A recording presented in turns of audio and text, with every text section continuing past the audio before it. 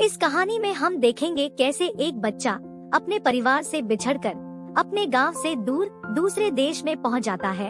इसके बाद वो बच्चा बड़ा होने के बाद कैसे अपने परिवार से मिलता है, आज की इस कहानी में जानेंगे। कहानी की शुरुआत में हम एक बच्चे को देखते हैं जिसका नाम शरू है।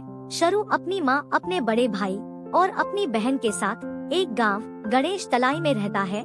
शरू के घर की आर्थिक स्थिति अच्छी नहीं होने की वजह से उसकी माँ पत्थर तोड़ने का काम करती है और अपने परिवार का लालन पालन करती है। और शरू भी अपने बड़े भाई के साथ मिलकर ट्रेन से कोयला चोरी करके बाजार में बेचते हैं। वो दोनों भाई कोयला इसलिए चोरी करते हैं ताकि उनकी माँ को पत्थर तोड़ने का काम नहीं करना पड़े। एक दिन शरू व उसका बड़ा भाई अपनी साइकिल से कोयला चोरी करने रेलवे स्टेशन पर जाते हैं, लेकिन स्टेशन पर पहुंचते ही अचानक शरू की तबीयत खराब हो जाती है। चूँकि अब वो दोनों घर से काफी दूरी पर आ चुके थे, इसलिए वो दोनों वापस घर भी नहीं जा सकते थे। अब मजबूर होकर शरू का बड़ा भाई उसको स्टेशन पर लिटा देता है और शरू को उसका इंतजार करने के लिए कहता है और वहाँ से कोयला चोरी करने चला जाता है। शरू वही सो जाता है। अब आधी रात होने के बाद ठंड होने की वजह से शरू की आंखें खुलती है और वो देखता है कि उसका बड़ा भाई अभी तक नहीं लौटा है। इसके बाद शरू ठंड होने की वजह से वहाँ खड़ी एक ट्रेन में चढ़ जाता है और अपने भाई का इंतजार करने लगता है। अब इंतजार करते करते उसको नींद आ जाती है। इसके बाद हम देखते हैं सुबह हो चुकी है और शरू उसी ट्रेन में सो रहा है। अब कुछ देर बाद शरू की आंखें खुलती है और वो देखता है ट्रेन एक अजनबी स्टेशन पर खड़ी है। अब शरू ट्रेन से उतरता है और वहाँ कुछ लोगों से अपने गांव के बारे में पूछता है, लेकिन शरू की भाषा किसी को समझ नहीं आ रही होती, इसलिए उसको कोई कुछ नहीं बता पाता। वो उस अजनबी शहर में किसी को नहीं जानता था। अब शाम के समय शरू स्टेशन पर आता है और कुछ अनाथ बच्चों को देखता है जो स्टेशन पर एक ग्रुप में रहते थे। अब शरू एक गत्ते का बेड बनाकर उन्हीं अनाथ बच्चों के पास सो जाता है। अब आधी रात होने के बाद शरू की आंखें खुलती है और शरू देखता है उन अनाथ बच्चों को कुछ लोग उठाकर ले जा रहे हैं। ये देखकर शरू वहाँ से भागने लगता है।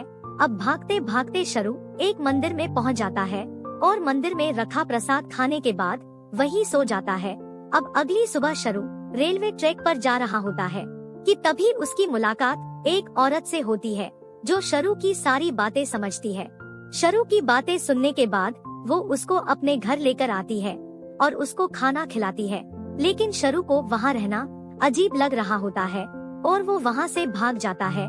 इसके बाद हम देखते हैं शरू इधर उधर भटक रहा है और अनाथ बच्चों के साथ फुटपाथ पर रहता है और वही सड़क किनारे सो जाता है। इस हालत में उसको 1 महीना बीत चुका था। इसके बाद देखते हैं शरू एक आदमी को अपनी सारी कहानी बताता है। वो व्यक्ति उसको अनाथ आश्रम ले आता है जहाँ शरू खुशी से रहने लगता है। आश्रम में शरू को पढ़ना भी सिखाया जाता है। अब कुछ दिन बाद शरू को उसकी मैडम बताती है कि उसको एक फैमिली ने एडॉप्ट कर लिया है और वो अब ऑस्ट्रेलिया जा रहा है। इसके बाद हम देखते हैं शरू को ऑस्ट्रेलिया लाया गया है जहाँ उसको उसके नए पेरेंट्स से मिलवाया जाता है जो एक ऑस्ट्रेलियन नागरिक होते हैं। वो शरू को देखकर बहुत खुश होते हैं और उसकी सारी इच्छाएं पूरी करते हैं। वो लोग शरू को बहुत प्यार देते हैं। शरू भी उनके साथ रहकर बहुत खुश था।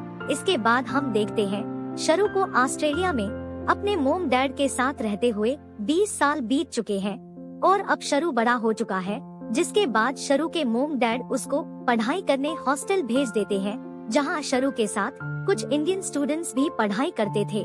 हॉस्टल में रहते हुए शरू की दोस्ती हेनल नाम की लड़की से हो जाती है।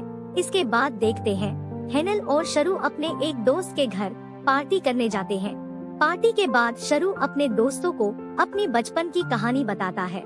शरू की कहानी सुनने के बाद उसके दोस्त उसको गूगल मैप की मदद से उसके घर को ढूंढने की सलाह देते हैं।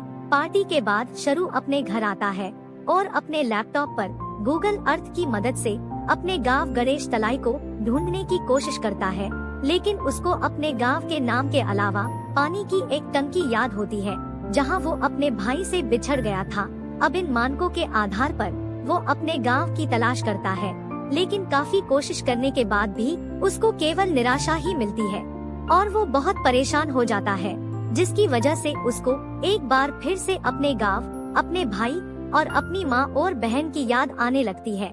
इन सब यादों की वजह से शरू अकेला रहना पसंद करने लगा था और उसके दिमाग में केवल उसका गांव ही घूमता रहता था, जिसकी वजह से उसका ध्यान पढ़ाई से हट चुका था। उसकी हालत पागलों जैसे हो चुकी थी। शरू की ये हालत देखकर हेनल उसको समझाने की काफी कोशिश करती है और उसको पढ़ाई पर ध्यान देने के लिए कहती है, लेकिन शरू कुछ नहीं समझ रहा होता।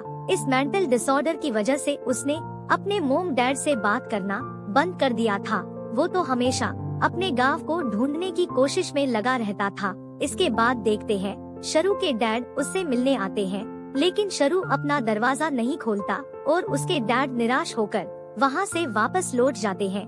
इसके कुछ दिन बाद शरू अपनी मोम से मिलने अपने घर जाता है, जहाँ उसकी मॉम उसकी हालत देखकर रोने लगती है। अब उसकी मॉम उसको कहती है, हमने तुम्हारी हर इच्छा को पूरा किया है। ऐसा हमने इसलिए किया ताकि तुम अपने बचपन के दुखों को भूलकर आगे बढ़ जाओ, लेकिन तुम दोबारा उसी दिशा की तरफ जा रहे हो और अपनी पढ़ाई भी नहीं कर पा रहे हो।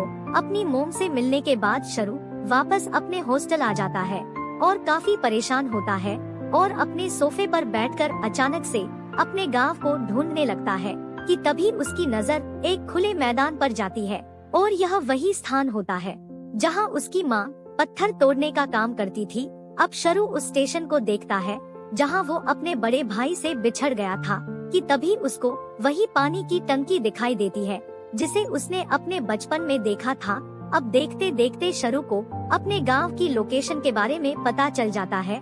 ये सब पता चलने के बाद शरू हेनल के पास जाता है और उसे अपने गांव की लोकेशन के बारे में बताता है। इसके बाद शरू अपनी मोम को ये खबर सुनाता है। सारी बातें सुनने के बाद शरू की मोम उसको इंडिया जाने की इजाजत दे देती है। इसके अगले दिन शरू पहली फ्लाइट लेकर इंडिया आ जाता है। इसके बाद हम देखते हैं शरू अपने गांव में पहुंच चुका है और अपने गांव की गलियों से होते हुए अपने घर की तरफ जा रहा है। लेकिन अपने घर पहुंचने के बाद शरू देखता है कि उसके घर में अब कोई नहीं रहता। ये देखकर शरू उदास हो जाता है। इसके बाद वहाँ एक व्यक्ति आता है। शरू उस व्यक्ति से अपने परिवार के बारे में पूछता है, जिसके बाद वो व्यक्ति उसे उसकी माँ से मिलवाता है और उसकी माँ को कहता है, शरू तुमसे मिलने आया है। उसकी माँ शरू को देखकर उसके गले लग जाती है और फफक फफक कर रोने लगती है। शरू भी अपनी माँ से मिलता है और रोने लगता है। इसके बाद शरू अपनी बहन से मिलता है और अपने बड़े भाई के विषय में पूछने पर उसको पता चलता है जिस रात उसका भाई उसको स्टेशन पर लिटा कर गया था, उसी रात एक्सीडेंट होने से उसकी मौत हो गई थी। ये सुनकर शरू को बहुत दुख होता है। अब कुछ देर बाद हम देखते हैं कि शरू अपने गांव में घूम रहा है, जहां उसकी पुरानी यादें होती है। इसके बाद इस कहानी के अंत में शरू अपनी माँ और बहन से मिलकर और दोबारा आते रहने का वादा करके वापस अपने मोम डैड के पास चला जाता है, क्योंकि उसकी माँ भी चाहती थी कि अब शरू अपनी पढ़ाई पूरी करने के बाद एक कामयाब इंसान बने। और अंत में हमें पता चलता है कि उसका नाम शरू नहीं शेरू होता है। इसी के साथ यह कहानी यही खत्म हो जाती है। तो दोस्तों, आपको यह कहानी कैसी लगी कमेंट में जरूर बताइएगा और चैनल को सब्सक्राइब जरूर कीजिएगा। तब तक के लिए अलविदा।